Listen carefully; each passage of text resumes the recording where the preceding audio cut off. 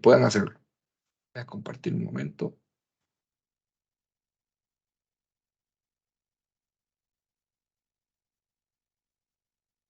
Me confirman si se puede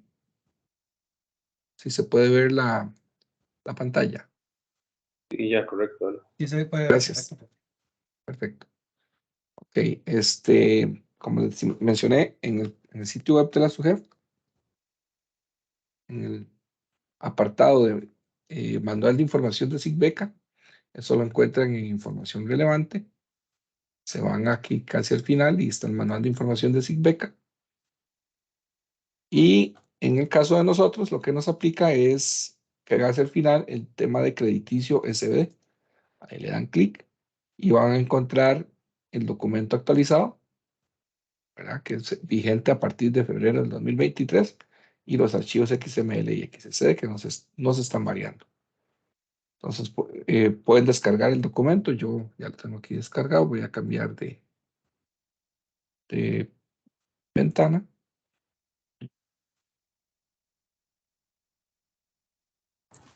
Buenos días. Ya, Cristian. Buenos días.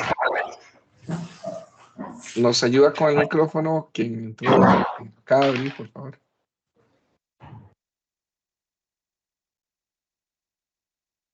Perfecto. Como les mencionaba, el documento es la versión 1.4, se comunicó el 14 de diciembre anterior y entra en vigencia con el corte a febrero. El documento está tal cual y vamos a ir al final donde está el detalle de los cambios para ir entrando en materia. Después de la explicación de cada uno de los archivos, tenemos el control de cambios.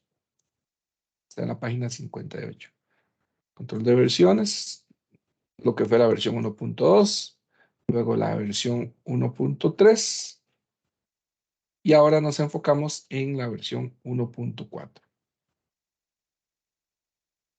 Que tienen vigencia a partir del cierre de febrero del 2023 inclusive. Por lo tanto, aplican en el envío que ustedes hacen en los primeros días de marzo, a partir del 1 de marzo. Vamos a ir detallando un poquito, así un resumen muy general y luego vamos a ir viendo uno a uno los cambios realizados. Entonces, empezamos con las validaciones que fueron modificadas. Tenemos que se modificó la validación 7 del archivo de operaciones crediticias para el tema de las cuadraturas de líneas de crédito. Ahorita vamos a ir ya en el detalle de cada una de ellas.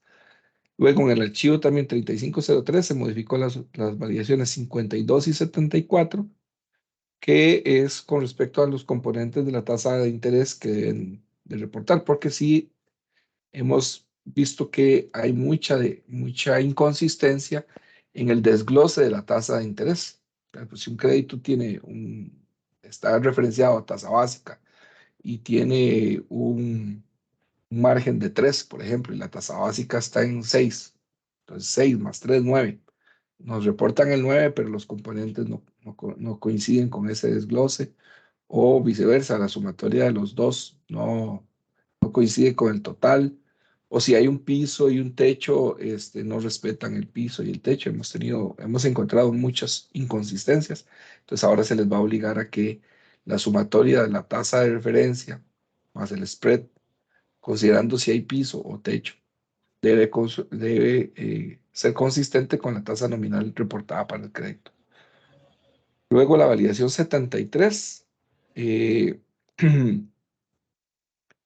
hay una excepción para, digamos, las operaciones deben mantener mes a mes la misma numeración, pero se hace una excepción con el tema de las tarjetas de crédito, que bueno, que la mayoría de ustedes no reportan tarjetas de crédito, entonces esta modificación no les estaría aplicando. Solamente aquellos que sí lo reportan. Luego se inactivó la validación 101 sobre un tema de cuadratura de líneas de crédito. Más adelante les voy a explicar un poquito la razón de esa. Eso está relacionado también con la validación 7 que se modificó. Entonces se modificó la 7 y se inactivó la 101. Y se agregaron nuevas validaciones. En el archivo de deudores se agregaron cuatro nuevas validaciones para el uso correcto de los nuevos códigos de generadores y no generadores de divisa. Ahorita vamos a ver. Eso igual a ustedes no les aplica porque ninguno está actualmente reportando créditos en dólares. Si tuvieran créditos en dólares, sí les implicaría algún cambio, pero de momento no. Sin embargo, el documento se actualizó en caso de que más adelante alguno decida colocar créditos en dólares. Luego tenemos la validación 109 en el archivo de operaciones crediticias para que no puedan cambiar de un mes a otro la fecha de formalización del crédito. Es como uno no puede cambiar la fecha de nacimiento de las personas, igual no se puede cambiar la fecha de formalización del crédito. Si el crédito ha sido modificado, se mantiene la fecha de formalización, no se debe cambiar. Luego el archivo también de operaciones crediticias, el 3503, se agregaron estas 5 nuevas validaciones para evitar cambios también respecto al periodo anterior en campos como fecha de vencimiento, el plazo, las frecuencias de pago de principal intereses y los tipos de cuota. Esto no significa que no se puedan cambiar. Sí, si usted cambia, por ejemplo, le da una prórroga a un crédito, puede cambiar la fecha de vencimiento, puede cambiar el plazo.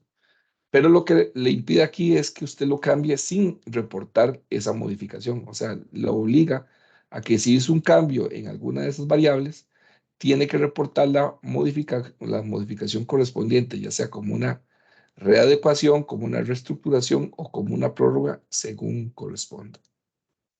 Entonces, para que lo tomen en cuenta. Entonces, si hay algún cambio en alguna de estas variables, obligatoriamente tienen que hacer el reporte de la modificación. Eso no es nuevo, ¿verdad? Siempre ha sido así. Lo que pasa es que ahora lo nuevo es que si no lo está haciendo, te obliga a hacerlo. Si ustedes lo estaban haciendo correctamente, no van a tener ningún inconveniente. Del archivo 3503, se agregan las variaciones 115 y 116 para que los días de mora reportados, ya sea tanto del principal como de intereses, sea congruente con las fechas de próximo pago reportadas respecto a la fecha corte. Entonces, por ejemplo, si usted le tocaba pagar el día 25 de ese mes el crédito, tanto principal o intereses, y el día 30 reporta la operación como atrasada, ¿verdad? Esos días de mora tienen que ser 5. La diferencia entre la fecha de vencimiento, perdón, la fecha de próximo pago y la fecha de corte. No puede ser diferente, no pueden ser más días ni menos días. Tiene que haber una concordancia con la fecha que le correspondía pagar y la fecha de corte, con los días de mora reportados. Entonces, tienen que, vamos, igual, si usted lo estaba haciendo correctamente, esta validación no le va a afectar en lo más mínimo. Pero si lo estaba haciendo incorrectamente, va a tener problemas y va a tener que ajustar la información que está reportando. El archivo 3503 también de operaciones crediticias, la validación 117, para que la tasa nominal sea congruente con los componentes, lo que les mencionaba hace un ratito, para que la sumatoria de la tasa de referencia más el spread, y si hay un piso y un techo en la tasa, esa sumatoria debe ser congruente con la tasa nominal reportada. Que hemos visto realmente bastantes errores en cuanto a esa situación. Alex, perdona la Sí, interrupción. adelante. Las consultas las vamos a ir interrumpiendo o dejamos para el final. Sí, gracias. Yo en el chat les anoté que si tienen alguna duda, pueden interrumpir en cualquier momento, ya sea que levante la mano ahí para que tal vez Socorrito me ayude porque cuando uno va exponiendo tal vez cuesta ver Sí. quién levantó la mano. Sí, es que Ronald Espinosa levantó la mano. Perfecto. O también las pueden escribir en el chat como les quede mejor. Don Ronald, adelante, le escucho. Hola, buenos días para todos. Buenos días. Dos consultas. Lo primero es que, no sé si soy yo, pero estoy viendo siempre la pantalla fija del documento Word. No veo que se mueva. Déjeme dejar de compartir sí. y voy a compartir nuevamente porque debería estarse moviendo. Gracias. Con gusto. Y la segunda es que con el tema de los días de mora, cuando es ventanilla mensual. ¿Hay algún indicador para si la organización trabaja con ventanilla mensual, no diaria? Que, por ejemplo, si usted dejó de pagar un día y se brincó ya un mes, ¿verdad? Es un mes por defecto. ¿Tiene alguna consideración del archivo? ¿Se maneja igual como ha venido hasta el día de hoy? No, digamos, el hecho que usted tenga una cuota pendiente no significa que tenga mes completo, no son 30 días de atraso, ¿verdad? O sea, una cuota pendiente significa que omitió un pago, ¿verdad? Y los días va a depender de la fecha que le tocaba pagar. Entonces, por ejemplo, si le tocaba pagar el día primero, estamos ahorita en enero, si te tocaba pagar el 1 de enero y llegaste a 31 de enero y no lo pagaste, pues vas a tener prácticamente los 30 días.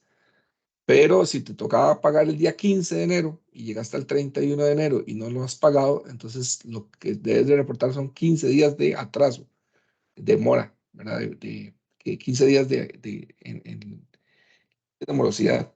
Si te tocaba pagar el día 25, lo que tienes que reportar son 5 días de mora. Siempre va a ser, en cualquiera de los tres casos, es una cuota pendiente.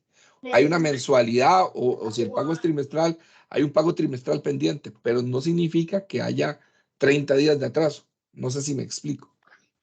Claro, no, el corte se hace con el final del mes, entonces por lo tanto eso indica que son los días, no importa si es mensual o diario, es lo que tiene desde el día que tiene que pagar hasta el final del mes. Correcto.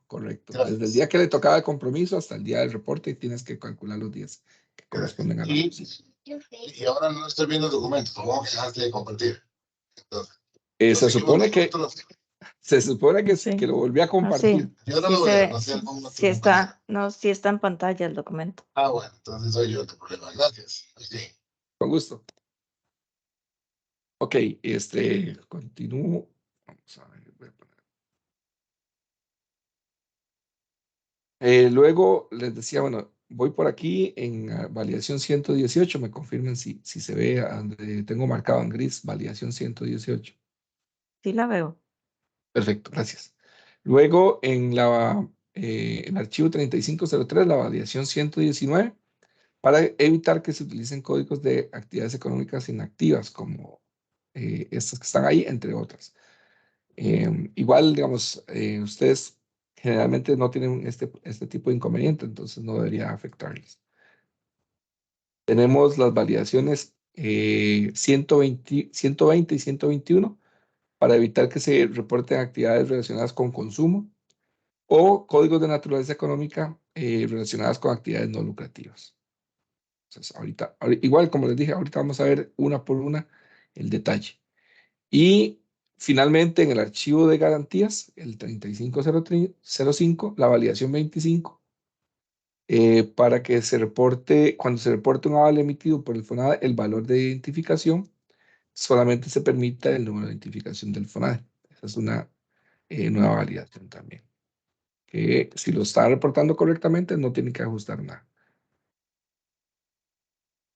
Ok, en cuanto, como ven, los cambios son para subsanar errores la gran mayoría, ¿verdad? Excepto el tema de las líneas de crédito.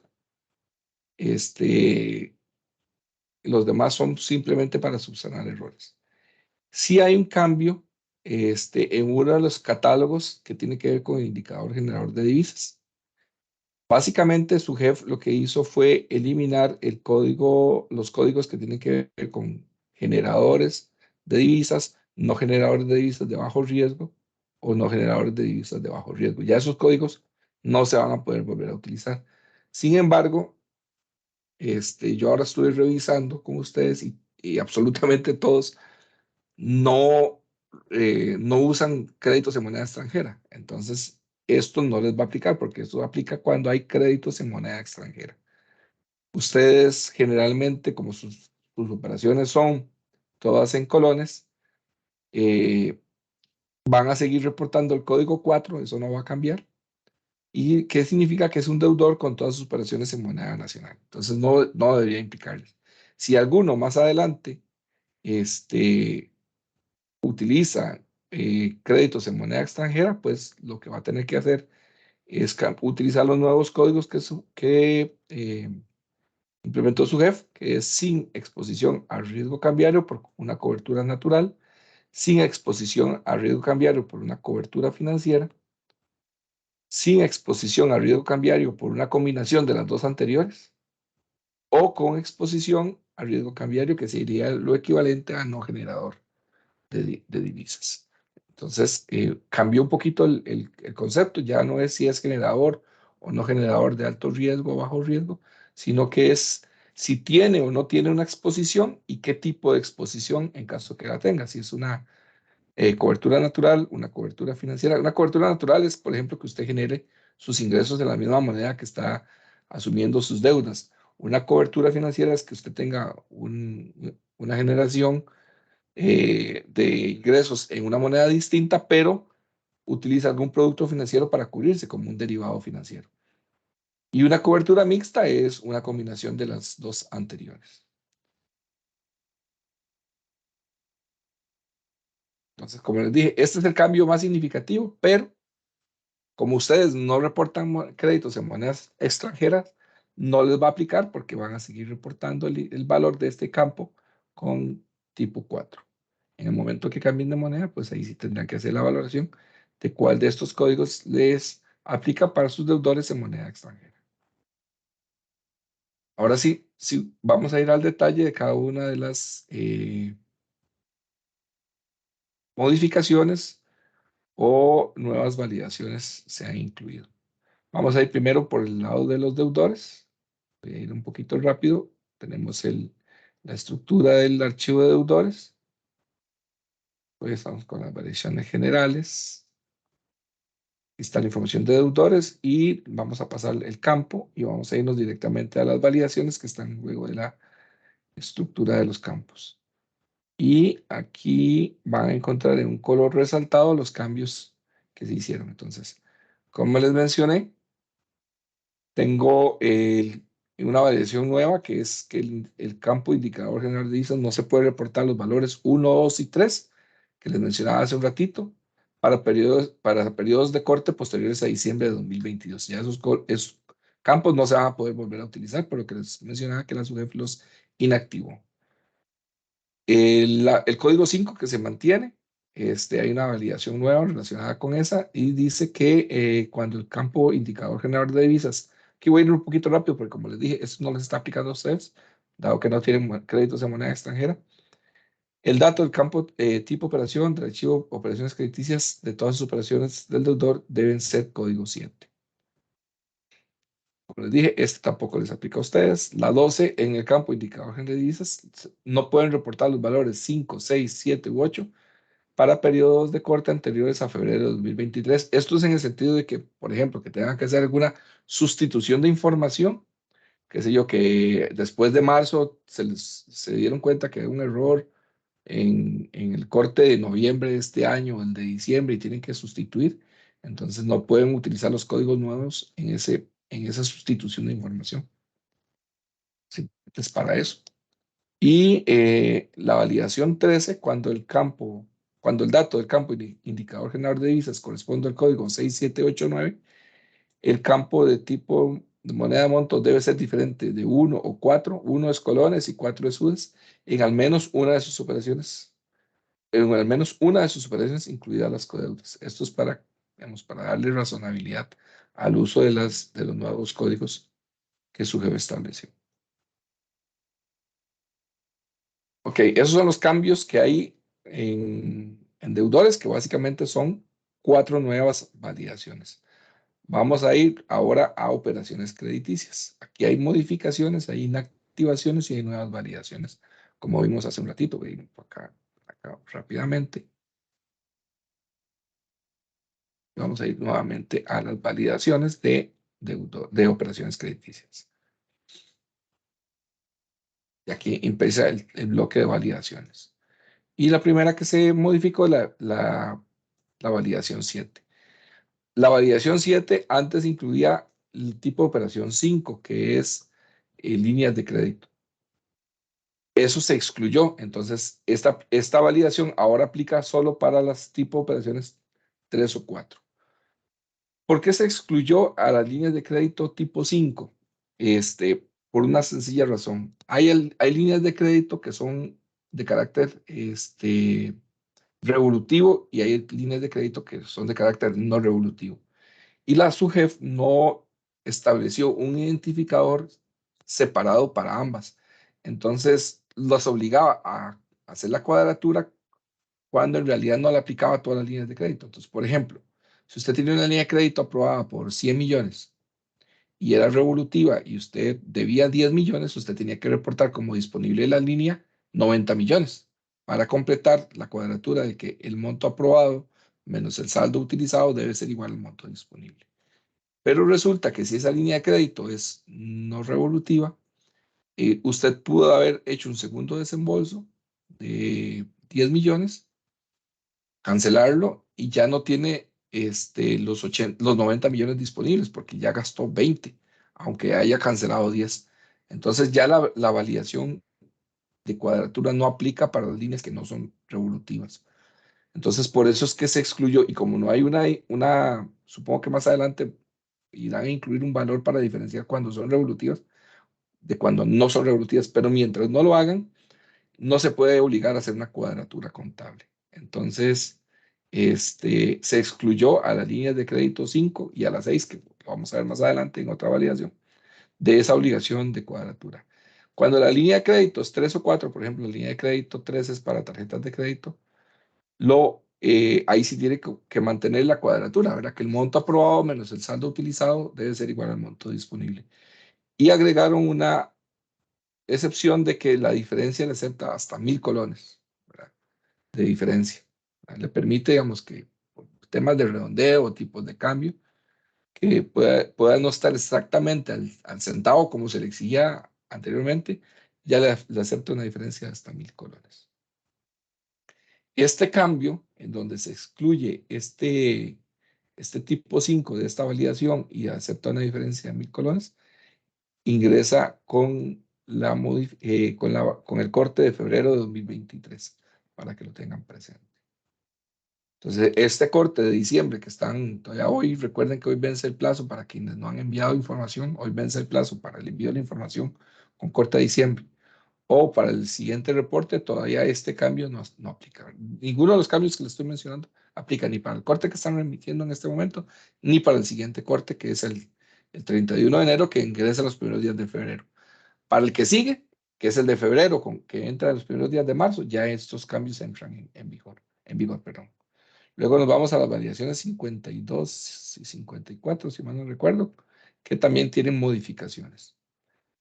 La validación originalmente estaba así, dice, cuando el campo tipo de tasa indica que es variable, los campos frecuencia de ajuste y parámetro de referencia eran obligatorios, deben reportarse. Cuando ahora le agregamos que cuando ese campo es variable, cuando esa tasa es variable, además de ser obligatorio, incluir el componente variable, la tasa de interés y el componente fijo. Para recordarles. Y de algunos nombres, ¿te parece? ¿Me ayudan con ese micrófono abierto? Vamos, aquí está diciendo este saldo, 98,000. Don José, ¿nos ayuda con el micrófono? Gracias. Les decía que a partir del corte de febrero, cuando la tasa de interés la reportan variable, es obligatorio que reporten el componente variable y el componente fijo. ¿Qué es el componente variable? Es si el crédito está ligado a tasa básica y la tasa básica está en 6 o en 5, ese es el valor variable, el valor de la tasa básica. Y el componente fijo es el spread o margen adicional que ustedes fijan sobre la tasa básica. Que si le fijaron 1 punto o 3 puntos o 4 puntos, ese margen adicional que cobran ustedes sobre la tasa básica es el componente fijo que deben de reportar. Ok. Vamos a ver, por aquí tenía otra modificación, si mal no recuerdo. Ajá, el 7.3. La validación 7.3 estaba así originalmente. Cuando el campo ID operación reportado en el archivo de operaciones crediticias, el dato del campo, perdón, ID operación no, debe reportarse. Ese es un tema de que no puede variar de un mes a otro, ¿verdad? Excepto, ¿verdad? Esa obligación ya existía, no se puede cambiar el número de operación, excepto cuando la operación es igual a 3 y el campo ID de operación es diferente al campo de línea. Entonces, los desembolsos de las líneas de crédito, de tarjetas de crédito, sí aceptan modificaciones en cuanto a la identificación de la operación. Luego la validación 7.4, eso fue lo que cambió. En la validación 7.4, lo que cambió es que cuando la tasa es fija, anteriormente no debían reportar ni ni el campo fecha de cambio tipo tasa, ni la frecuencia de ajuste de la tasa de interés variable, porque obviamente es fija, ni el parámetro de referencia, ni el componente variable, ni el componente fijo. Nada de eso se reporta porque no existe una tasa fija. Pero adicionalmente agregamos que no deben reportar el límite inferior de la tasa de interés variable ni el límite superior de la tasa de interés variable, porque obviamente estamos hablando de tasas fijas y estos valores corresponden únicamente cuando son tasas de interés variable. Esa es otra modificación que se hizo para depurar algunos errores que hemos venido encontrando en la información que remiten algunos operadores. Luego, la validación 101 se inactivó, ya no aplica, y es similar a la modificación en la validación 7. Y es que básicamente ya no los obliga a cuando la línea de crédito es tipo 6 a que haya una cuadratura contable. Eso posiblemente su jefe más adelante lo vuelva a activar, pero cuando ya tenga forma de identificar cuándo es revolutiva y cuándo no es revolutiva. Mientras no haya una distinción entre ambas, no podemos obligar a cumplir con la cuadratura contable.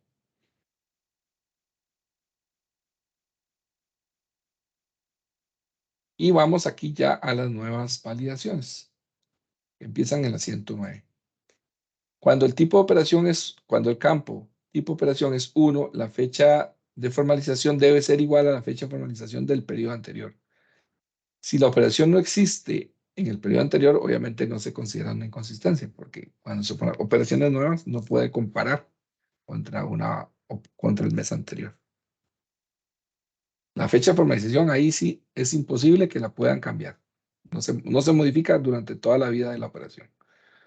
La validación 110, cuando el campo tipo operación es 1 y la fecha de vencimiento del mes a reportar es diferente a la fecha de vencimiento reportada en el periodo anterior, el campo tipo modificación debe indicar el valor 0, que corresponde a una prórroga, o 5, una readecuación, u 11, una reestructuración por ampliación de plazo. Si la operación no existe en el periodo anterior, no se considera una inconsistencia.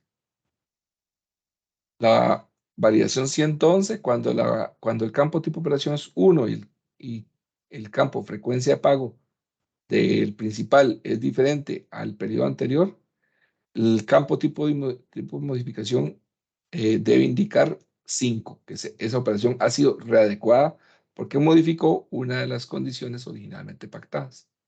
No se considera un error si la operación no existe en el periodo anterior. Cuando el campo tipo operación es 1 y el campo frecuencia es similar al anterior, solo que aquí era el principal y aquí hay intereses. Si modifican la frecuencia de pago de los intereses, por ejemplo, si pagaban mensualmente y la cambian a trimestralmente, entonces deben de reportar que esa operación se readecuó.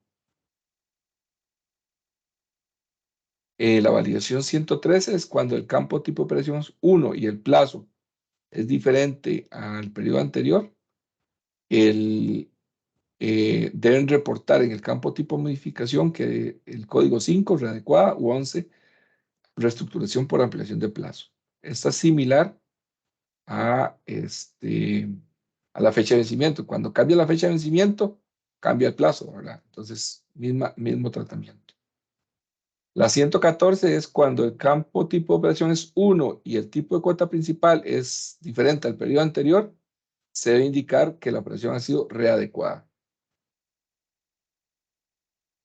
Por ejemplo, que era una operación que pagaba abonos mensuales y lo cambiaron a abonos al vencimiento o trimestrales o anuales. Entonces, igual van a tener que reportar que hubo una readecuación de ese crédito. Cuando el campo tipo operación es 1 y el campo de fecha de próximo pago de principal sea anterior al último día fecha de corte, o sea que la operación está atrasada, ¿verdad? El valor días de mora principal debe ser igual a la diferencia entre el último día del campo periodo, que está en el encabezado del archivo XML que ustedes reportan, y el campo de fecha de próximo pago de principal, lo que les explicaba hace algunos momentos cuando hizo la pregunta a don Ronald, ¿verdad? Ahora, si el crédito ya pagó y le toca pagar hacia futuro, pues no se debe cumplir con esta validación. Por ejemplo, si el crédito, estamos con el corte al 31 de enero y le toca pagar el 5 de febrero y la operación dice fecha de próximo pago 5 de febrero, 5 de febrero es posterior a la fecha de corte, entonces no tiene que poner -5, ¿no? Simplemente no aplica esta validación. Ustedes reportan 0, que no tiene morosidad, no está atrasado el crédito, como lo han venido haciendo. El problema era cuando esos días de mora que estaban reportando no coincidían la diferencia entre la fecha de corte y la fecha de próximo pago reportada. Y esta validación es igual a la anterior, solo que aquí es principal y aquí es el tema de la fecha de próximo pago de intereses. Pero es el mismo razonamiento. Luego la validación 117, que cuando el campo, esta también es nueva, cuando el campo tipo de tasa es variable, el campo tasa de interés nominal vigente debe coincidir con la sumatoria del componente variable más el componente fijo, considerando los campos límite inferior y límite superior. Entonces, por ejemplo, si esto dice que esto es 5 y esto es 5, y entonces la sumatoria de estos es 10, pero tiene un piso de 12, entonces la tasa de interés nominal vigente debería ser 12, aunque la suma de estos sea 10 más, 5 más 5, 10. Lo mismo si, por ejemplo, si hay un techo, digamos, si el techo si fuera 10, aunque o fuera 8, por ejemplo, aunque la sumatoria de estos dos de 5 más 5, 10 y el techo es 8, entonces la tasa de interés nominal debe corresponder al techo pactado con el cliente. Estos campos vemos que tampoco los están utilizando correctamente. Esto es solo si y solo si ustedes pactaron en el contrato que el crédito va a tener un piso o una tasa mínima y una tasa máxima o una tasa techo, ¿verdad? Si no está pactado, no hagan como hemos visto muchos operadores que le ponen 0. 0 no es lo mismo que no exista, ¿verdad? Este es un campo que no es obligatorio. Entonces, por ejemplo, si la operación no tiene un piso o un techo, simplemente no le ponen valor, no le pongan 0, porque lo que nos están diciendo es que ese valor es 0, ¿verdad? Y entonces el sistema va a considerar eso en la cuadratura. Entonces tienen que tener cuidado con eso. Si no fue pactado, no se incluye. Alex, tenemos una Sí. consulta de don Ronald. Adelante, don Ronald. Gracias. Una consulta con eso último que decías. Vamos a ver, algunas veces la negociación mía como ente con mi proveedor de los fondos es que no puedo superar cierta tasa, ¿verdad? Digamos que tengo un límite, tanto hacia arriba o hacia abajo, límite superior e inferior, pero no necesariamente yo reflejo esto en mi contrato crediticio con el cliente. En ese caso, ¿se debe o no se debe poner el límite inferior y superior? No, es que son dos cosas diferentes. Entonces, por ejemplo, digamos, si el proveedor de los recursos le dice, usted no puede cobrarle más de un 6%, de 6 puntos o 10 puntos de spread al cliente sobre la tasa de referencia, eso es que el margen, o sea, que el componente fijo no puede superar ese valor, ya sea de 6 o de 10. Eso es lo máximo que usted le puede poner un spread menor. Digamos, si a usted le autorizaron, por ejemplo, un spread máximo de 6, usted le puede poner 4, le puede poner 5, le puede poner 3, le puede poner 0. No puede, inclusive puede prestarlo a tasa básica, sin margen adicional. Lo que no puede es ponerle un margen de 7 o un margen de 8. O si el margen máximo autorizado por usted es de 10, no le puede poner un margen de 11 o de 12. Eso no tiene nada que ver con la tasa límite del crédito. Eso es cuando usted, cuando el negocia con el cliente le dice, mire, yo a usted le voy a cobrar tasa básica más más 6, ¿verdad? Pero muy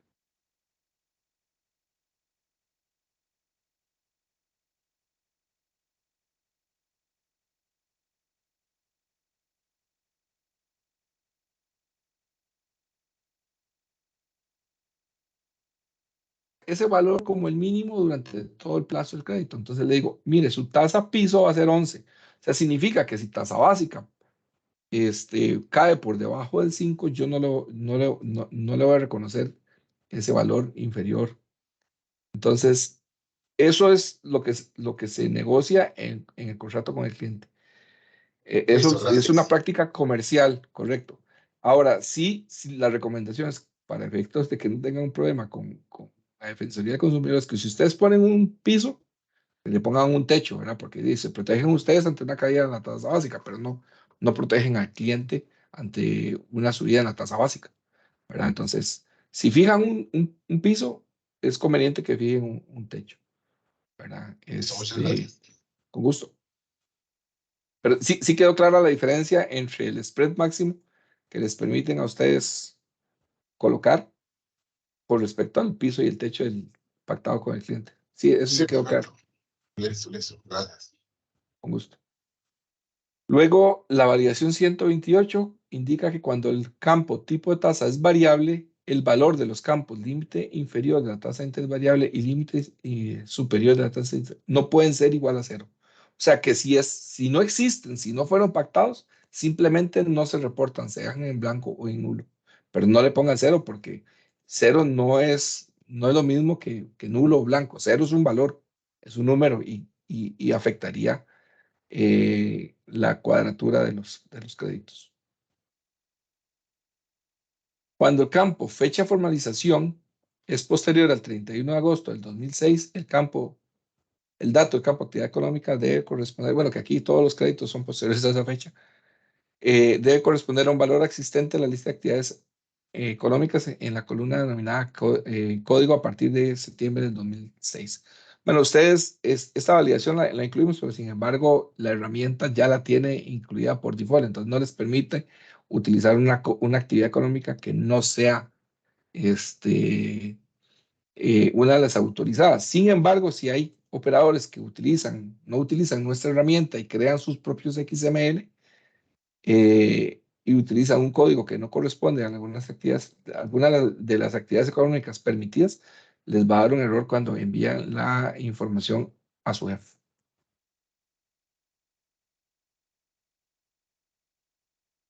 Luego la variación, perdón, 120, el campo de actividad económica no debe ser igual a los valores S2, S04, S06, S08, S10, S12, S14, S16, S18, S90 o X04. Todas esas corresponden a actividades económicas de consumo o de actividades no lucrativas. Y por ley nosotros no podemos financiar operaciones que no sean para actividades productivas. Entonces, esas no están permitidas. Porque si ustedes ven las estadísticas que nosotros publicamos con la información que ustedes nos remiten, lamentablemente hay muchas operaciones que aparecen reportadas como consumo. Y eso es una inconsistencia. Nosotros no podemos financiar actividades de consumo, solo actividades productivas.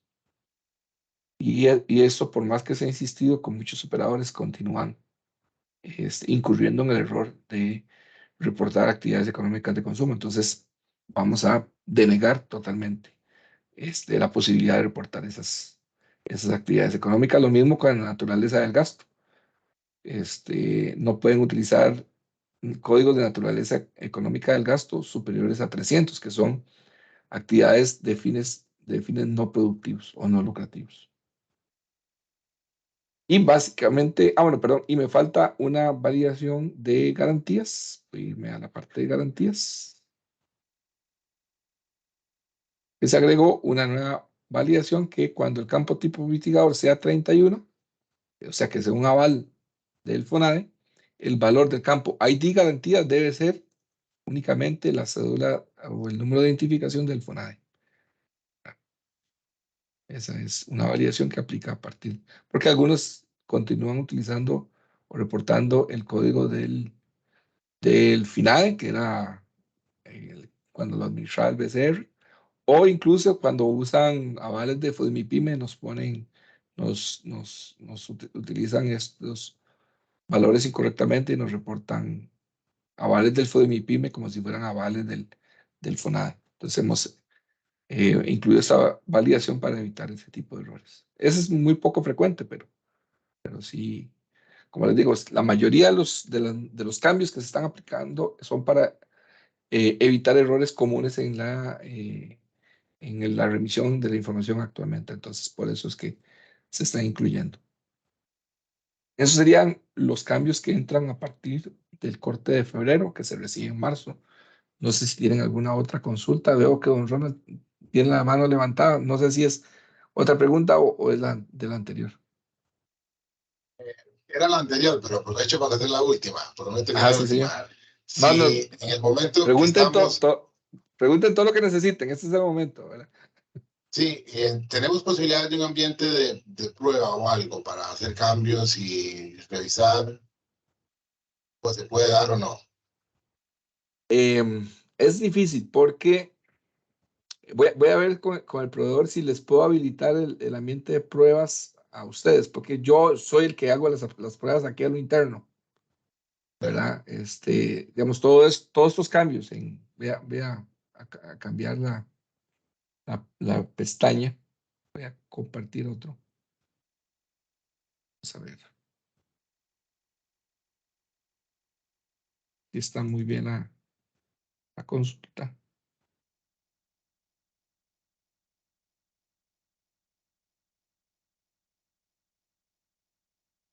¿Ven mi pantalla ya? Sí, señor. Sí. Ok.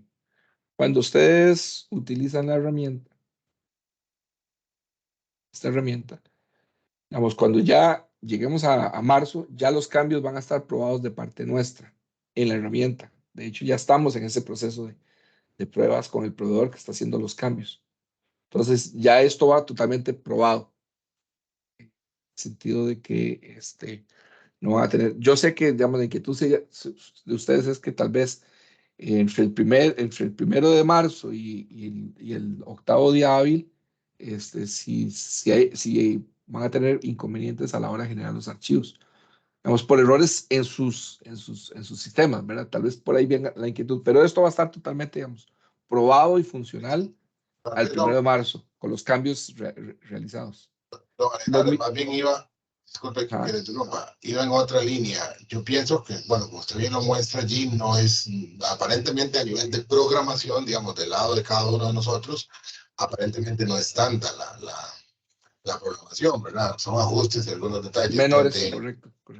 donde tendría más temor, ¿verdad? Es en la data, ¿verdad? Que usualmente, recuerda que el programador, usted echa a correr ciertas cosas y revisa.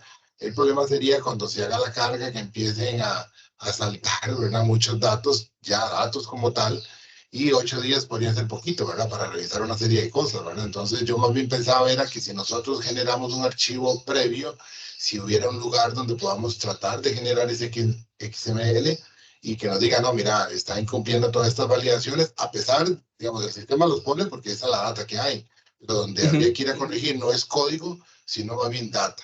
Esa era también la pregunta. Si gusta, me envían a mí los archivos y yo hago las cargas, porque es que el ambiente de pruebas no se publica. Yo sí voy a tener un ambiente de pruebas, entonces yo puedo subir los archivos que ustedes me envíen y yo les doy resultados, si la data va bien o si va teniendo algunos problemas. Pero sí, no debería haber mayor cambio en la programación, ¿verdad? A menos de que tenga operaciones en moneda extranjera, que como les dije, es más, que dicha que me pasé para acá. Vean que, digamos, esta es la cartera del 30 de noviembre de los 56 operadores. Hay 86% de los saldos en moneda nacional y 14% en moneda extranjera. En moneda extranjera hay 8 operadores que reportan 3,000 créditos, pero esos son todos los operadores. Pero los no supervisados, que son los que utilizan nuestra herramienta, el 100% reporta en moneda nacional. Ninguno de los que están aquí hoy presentes tiene operaciones en dólares. Entonces, digamos, no debería de afectar la programación. Ninguno de los cambios, correcto. Si hay errores actualmente en la información, ahí sí tienen que ser ajustes. Sí, esa es la idea, verificar también los archivos, por ahí también de aquí a un mes, 15 de febrero, podríamos estar pasando algunos archivos para ver eso, si hubiera que meter mano en corregir data. ¿De acuerdo? Muy amable. Correcto, con gusto, para servirle.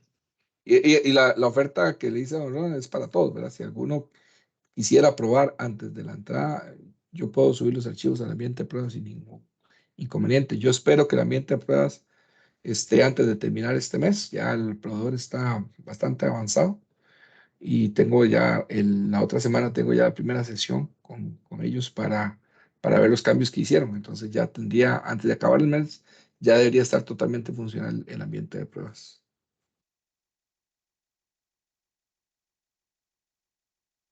¿Alguna otra consulta, observación?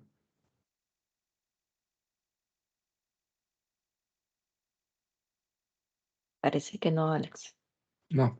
Sí les adelanto que para enero del 2024 sí es posible que hayan más cambios en la información de SIGBECA y estos sí podrían ser un poco más grandes y generar mayor impacto en la información.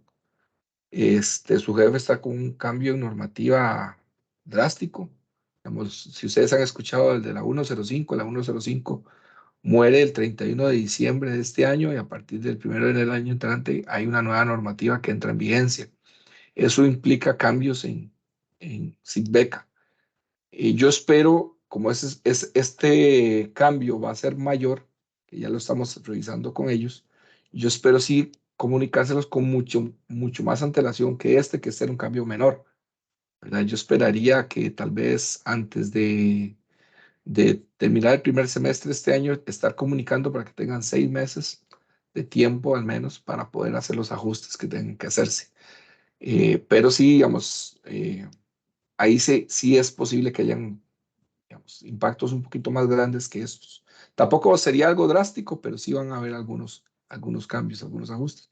Y eso yo espero poder comunicárselos con suficiente antelación para que tengan tiempo de prepararse.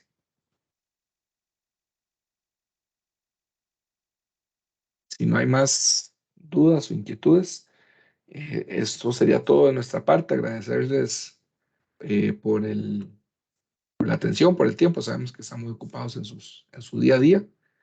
No nos pasamos del tiempo establecido, que era 1 hora, y cualquier duda o inquietud que tengan a partir de este momento sobre este tema o cualquier otro relacionado, me pueden llamar o escribir por correo electrónico y con gusto les atendemos. De mi parte sería todo. No sé, Socorrito, si quiere hacer algún cierre. Igual, muchas gracias a todos por la participación y reafirmar, ¿verdad? Que estamos en la mejor de la disposición por atender sus consultas. De igual forma, la pueden gestionar a través de nosotros, que somos sus gestores, ¿verdad? Para que el proceso sea lo más amigable posible. Que tengan buenos días. Buenos días a todos. Muchas gracias. Muchas gracias. Muchas gracias, buenos días. Gracias. Muchas gracias.